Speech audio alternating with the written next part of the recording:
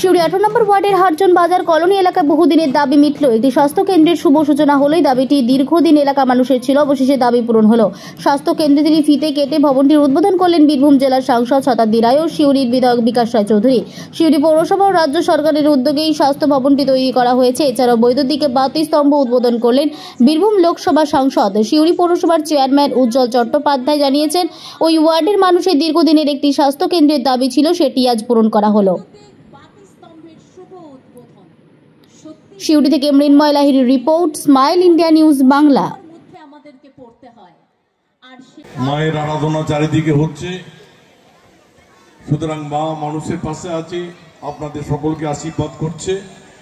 সারা বছর আপনারা সুস্থ থাকবেন, ভালো থাকবেন, এবং আর কয়েকদিন পরই আবার বাংলা নববর্ষ শুরু হচ্ছে।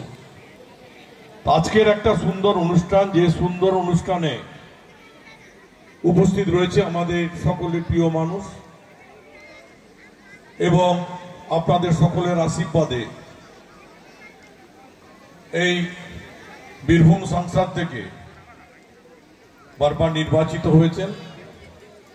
আপনাদের পাশে থাকা, আপনাদের সেই আস্থা বিশ্বাস যার প্রতি রয়েছে, সেই মানুষটি হচ্ছে শতাব্দী রায়, সাংসদ বীরভূম। রয়েছে আমাদের সিউড়ি পৌরসভার মাননীয় পৌরপতি, এবং এই কর্মকাণ্ডের সঙ্গে যিনি জড়িত মাননীয় শ্রী উজ্জ্বল চ্যাটার্জি। রয়েছেন আমাদের বীরভূমের